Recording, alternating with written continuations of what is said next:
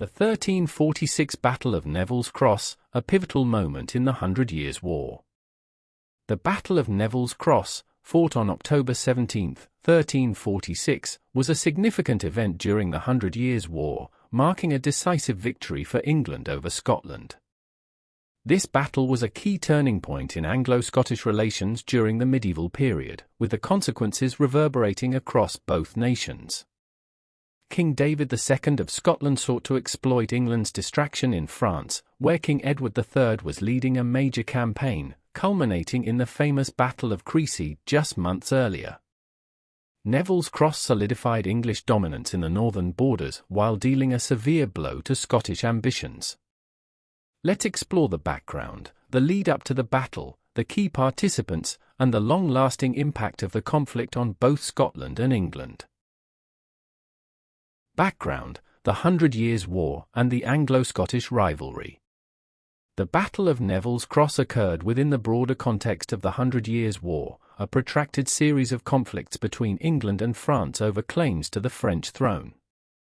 England's King Edward III pressed his claims aggressively, while Scotland, a long-standing ally of France, found itself inevitably drawn into the conflict. This alliance, known as the Auld Alliance, bound Scotland and France together in mutual defence against English aggression. It was a strategic partnership that saw Scotland become a frequent battleground in the Anglo-French rivalry, as each side sought to weaken the other's capacity by targeting their allies. In 1346, Edward III launched a major invasion of France, advancing with great success. His victory at the Battle of Crecy in August 1346 was a defining moment in medieval warfare. Sensing an opportunity, David II of Scotland sought to attack northern England while Edward's forces were engaged abroad, hoping to relieve pressure on France and assert Scottish power.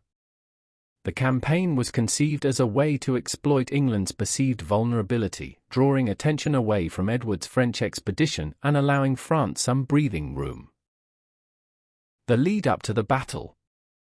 David II assembled a large army, reportedly numbering between 12,000 and 15,000 men, consisting of knights, infantry, and archers. His plan was to invade northern England, strike deep into English territory, and force the English to recall forces from France. However, the English were not as defenseless as the Scots had believed. Edward III, foreseeing the possibility of a Scottish incursion, had left orders for an English defensive force to be prepared. Northern England's nobility, including Ralph Neville, Henry Percy, and William Zouche, the Archbishop of York, took command of a hastily assembled English army. Their forces, though smaller than the Scottish host, were well organized and stationed strategically near Durham. On October 16, 1346, the Scottish army crossed the River Tyne and began its march southward. The English, anticipating their movements, took positions near Neville's Cross, a stone monument that would later give the battle its name. The Scots made a fateful mistake by underestimating the preparedness of the English forces. The hilly terrain near Durham also favoured the English, giving them a superior defensive position. The battle.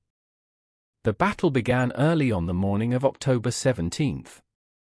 The English, though outnumbered, were able to exploit their advantageous position and the effective use of longbowmen. The longbow had already proven its worth at the Battle of Crecy, and it would again play a decisive role at Neville's Cross.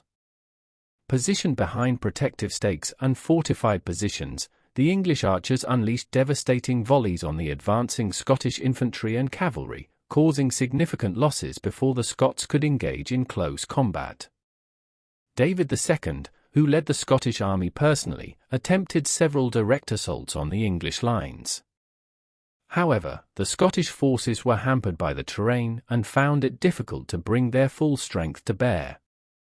As the Scots faltered under the relentless barrage of arrows, the English seized the opportunity to counterattack. The English infantry, led by the likes of Ralph Neville and Henry Percy, engaged the Scottish forces in brutal hand-to-hand combat, pushing them back and fragmenting their lines.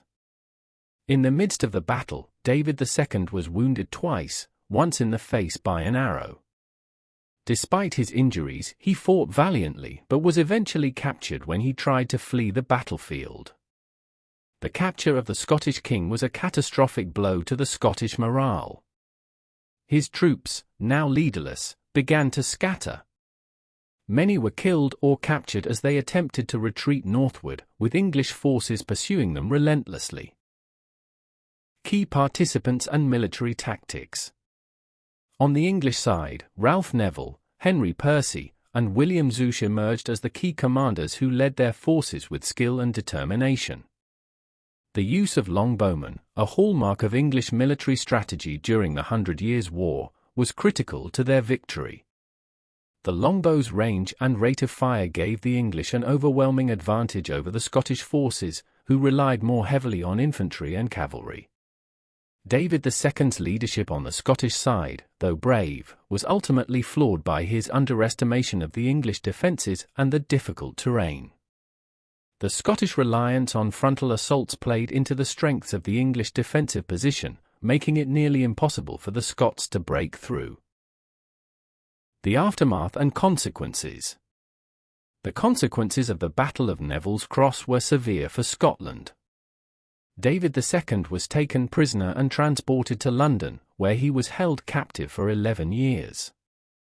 His capture plunged Scotland into a period of political instability, as the country struggled to maintain cohesion without its king. Scottish raids into northern England diminished, and England's northern borders became more secure as a result. For England, the victory at Neville's Cross solidified their control over northern England and demonstrated their ability to defend against multiple fronts during the 100 Years' War. It also deprived France of a valuable ally for over a decade, weakening the old alliance and leaving France more vulnerable to English military campaigns. Moreover, the ransom demanded for David II's release placed an enormous financial strain on Scotland. Though he was eventually released in 1357 after the Treaty of Berwick, the damage to Scotland's military and economy had already been done.